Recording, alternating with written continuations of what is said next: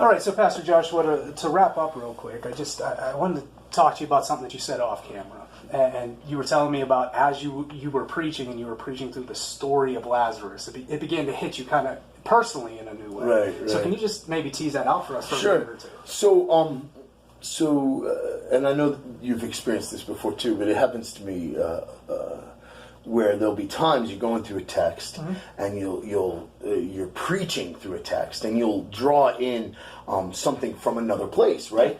And then as you're going through that other thing, something about it that you just hadn't thought of before, it kind of hits you. Okay. And so that's what happened. So like last week we were talking about how what I love about the story of Lazarus being raised from the dead is that in that you have this aspect of God calling his people to be a part of what he's doing by rolling the stone away, preparing for Lazarus to be raised, and at the end by unbinding Lazarus from the grave clothes. And so you have those two components. And so I was sharing that as a part of the sermon this week because it really fit with what I was doing. But as I was going through the story for that, what hit me was that there is this moment where in the darkness of the tomb, Lazarus comes back to life. Okay.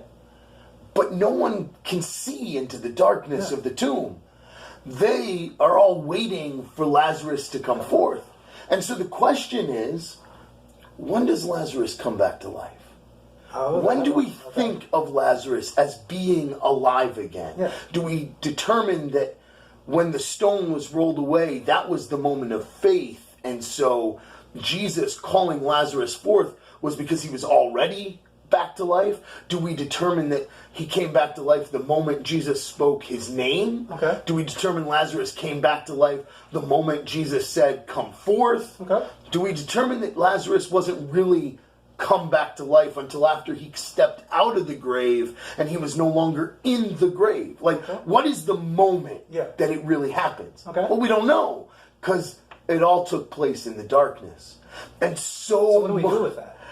I don't know. It's so cool. Yeah. It's like so much of the arguments that take place amongst Christians around the questions of salvation are mechanics. They're how does God do this? And does this happen first? Or that happen first? Or how do we know how God brings the dead back to life? And they're mechanical questions predicated on our understanding of the Scripture. And I'm not saying there's anything wrong with that. I mean, it's good. We should try and plunge the depths of Scripture, but there is... we should study it. Right, absolutely. But I think there should be a degree of humility that recognizes that a lot of those arguments are just us trying to peer into the darkness that we really can't see anyway. The beauty of the moment is not the when, but the fact that God did it. Yeah. The fact that Jesus spoke, because out of his heart, his desire was to see Lazarus come back to life. Jesus spoke and Lazarus got up and left the tomb. And at the end of the day, that's what's most important about that story. Yeah. And that's what's most important about salvation. Jesus calls us and we come.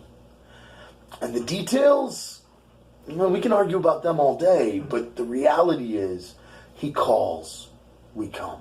It's almost like Martha didn't really care at that point, the when. Right, Just that right. He did. I'm pretty sure that Martha and Mary were less concerned with those mechanical details. They were more concerned with the fact that they had their brother back. Yeah.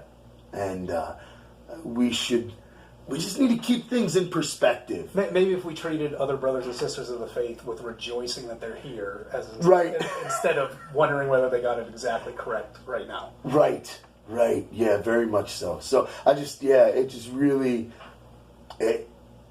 in the middle of preaching and I got excited. I always love hearing stuff like that. I love when people can know that this affects us. We're not just paid salesmen out there just reading scripts, right? Like it affects us. I'd be a bad salesman, yes. Yeah, very that's much fascinating. so. That's a good insight on that. Yeah, so thank you for letting me share. Yeah, it's great.